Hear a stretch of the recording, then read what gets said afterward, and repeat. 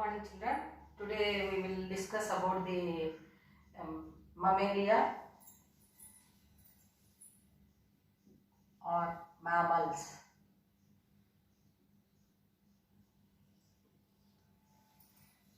So till now we completed in vertebrata, first class pisces, amphibia, reptiles, birds, and today we are going to discuss about mammals. So what are the common characters which we are going to observe in mammals? So you know that human beings are also one of the examples of mammals, no children? So if we observe the characters in our body, so presence of hair. So we have hair on our body. So presence of hair, that is called epidermal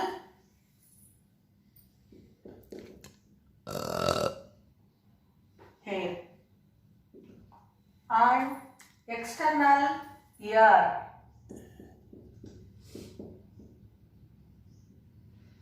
External ear also seen.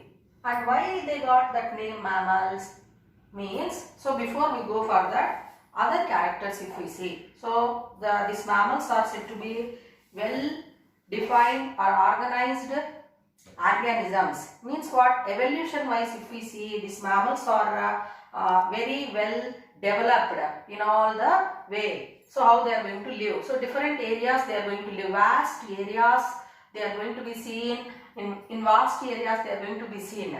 So epidermal hair and external ear is seen. Apart from that, they are going to breathe with the help of, or they respire with the lungs.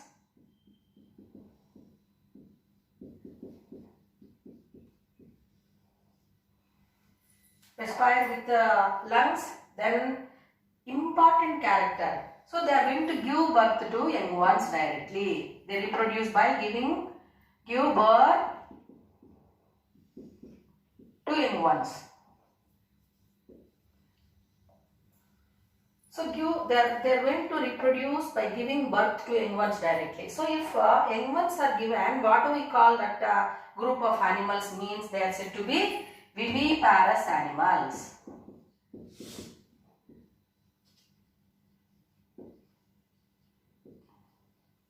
Viviparous animals.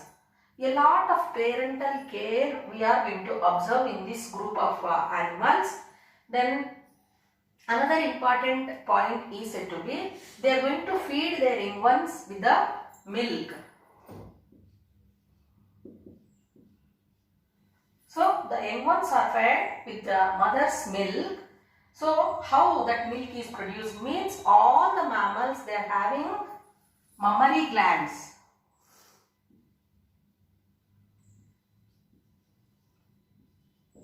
Or milk glands.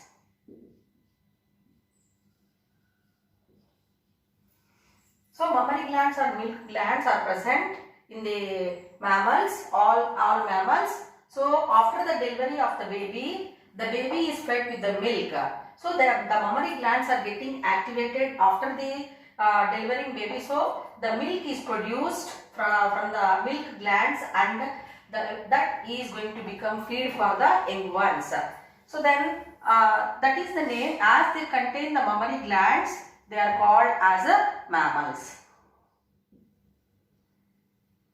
So why they got that name? Because of the presence of mammary glands.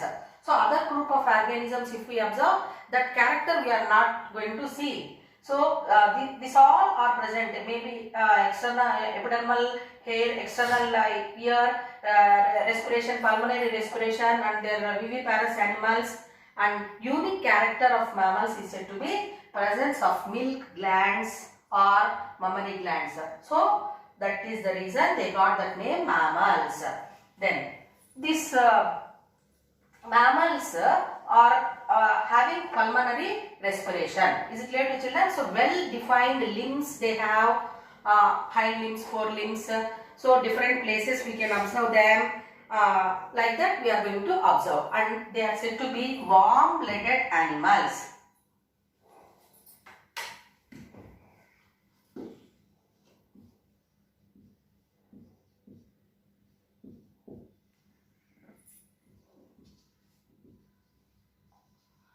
Warm-blooded animals means what? Mammals are able to maintain the body temperature constant. So what is the constant body temperature in our body? You know that 37 degrees Celsius or 98.4 degrees Fahrenheit. Is it not, children? So that is a normal body temperature. So if sometimes if you are not well or if any other health problem it is there, the temperature may raise. Is it right? But most of the time the body temperature is maintained constant. So that one we call it as a homeothermic.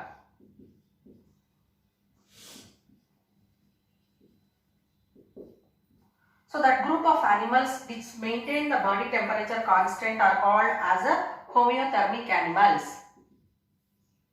or also called as a warm-blooded animals. So as we learned that mammals are the highest evoluted animals in this world, and diversity if we observe. So they are present in different environments. So some can live in water, some can live in under the soil, like means they live in burrows, and some are land mammals we are going to observe. So how they are living, where they are living, the mammals are divided into 3 groups. So first one is said to be flying mammals. Flying mammals, and second one is 3 groups. Flying mammals, second one is said to be marine mammals, and third one is said to be land mammals.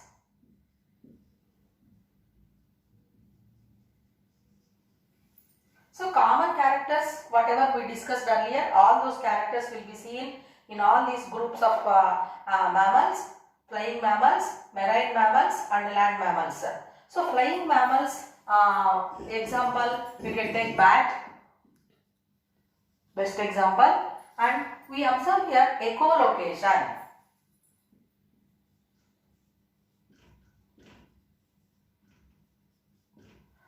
So what does it mean echolocation? As they do not have eyes, they can know their way hitting an object. So when it is in flight, what is happening means that echo will be there. That because of that echo sound, resound, they can able to know the way, and they are going to be just moving. And this flying mammals bat, it lives in holes made in the trees or in old temples or old buildings. We can observe them bats, and they are also feed their young ones with milk, and they are said to be nocturnal.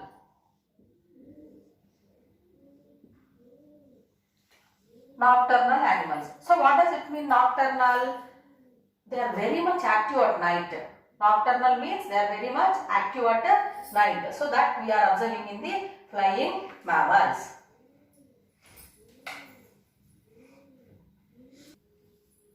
Now we will come to the second group of mammals, that is marine mammals. So they are adapted to live in water. They grow and live in water,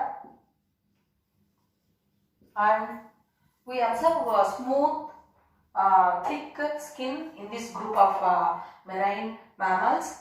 Apart from that, in polar regions, whatever organisms we are observing, we can see fur also. Fur means the epidermal hair in this group of like marine animals, whale, you can take dolphins, we are not observing that much large scale, in large account, we are not observing epidermal hair, but in polar bears, we can see the body is covered with fur. Is it clear to children? So the skin will be always smooth and thick. Smooth and thick skin we observe in these animals.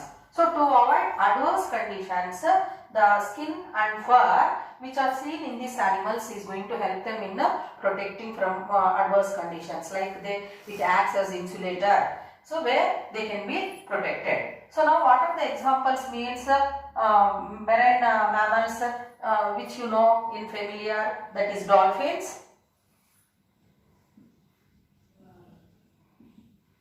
blue whales, they live in marine water, and walrus is there, seal is there. So they live in polar and water regions. In water they live. So they are the best examples of marine mammals. Now we'll come to the third group of mammals. So that is land mammals.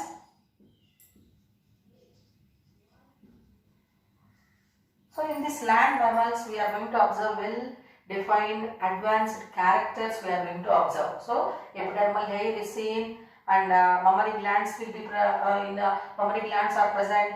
External ear is seen in land mammals. So these land mammals are again divided into three groups. So what are those three groups where we are observing in land mammals means? One is said to be marsupials.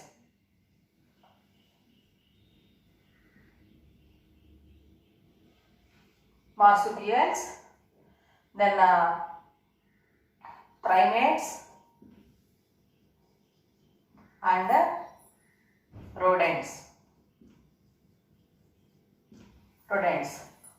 Marsupials, primates and rodents. So in all these three groups we can observe parental care also, and young ones are fed with milk.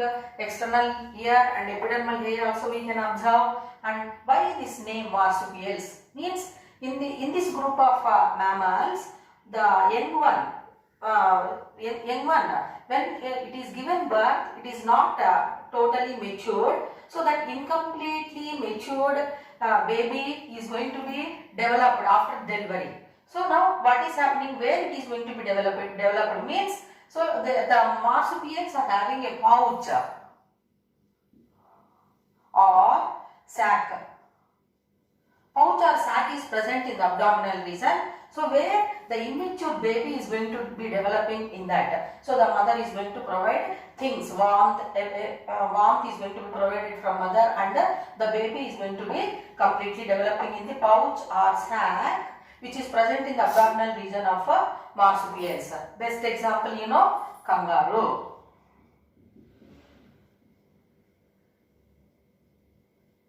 So kangaroo, the immature baby in kangaroos, immature baby is developing in the pouch or a sac. So sac is present, marsupium we call it.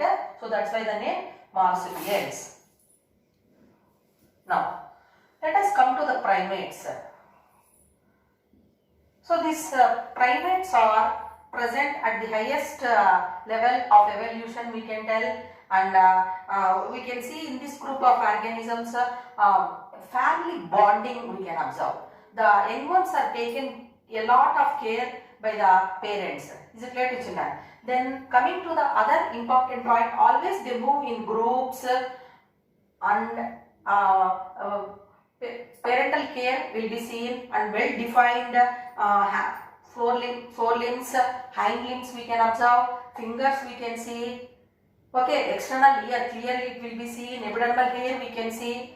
So these are called primates. So social animals means they take help from others, and family bonding will be seen, like how our families are there. So all this will be coming under primates. So best examples are said to be we people, human beings, then monkeys,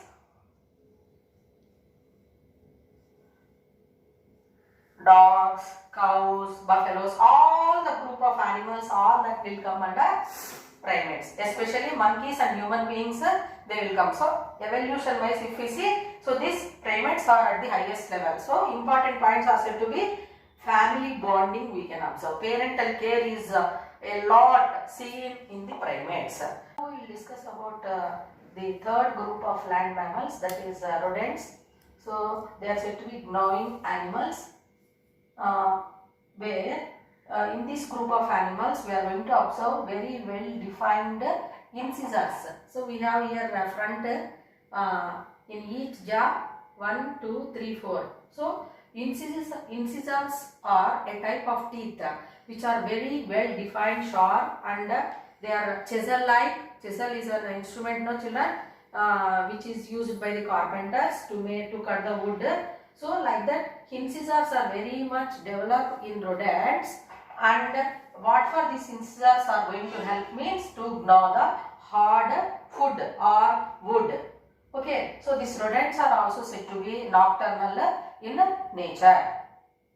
Now, let us recall points once again. So, these land mammals are divided into 3 groups.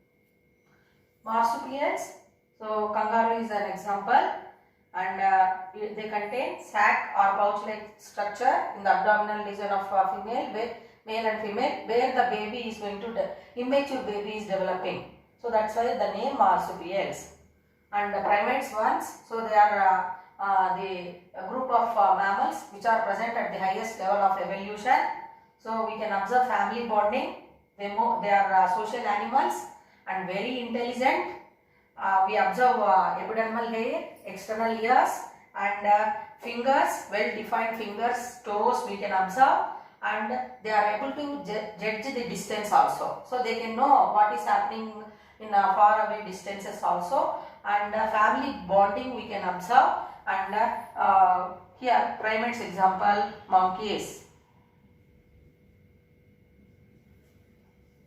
human beings, etc. Here marsupials example, kangaroo. Next, coming to the third group of land mammals, rodents. So here they are called as gnawing animals. So well defined incisor teeth we can observe, which help in gnaw the hard food. So we know that they are going to eat bags of paddy or any other grains whichever are kept. So that cutting of food is going to happen. That is because of sharp incisor teeth which are present in rodents. So they are also very much active at night. So we call them as nocturnal animals. So here example, rats, then mouse, bandicoots, all these are examples of rodents. So till now in this lesson you learned especially the diversity in living organisms. Apart from that, a vast group, how it is classified, group of organisms, how the classification has been made, starting from microorganisms to mammals, vertebrates. So microorganisms, then the plants, animals, how they are classified, and what are the important features to classify the organisms, all that we have discussed in this lesson. Thank you.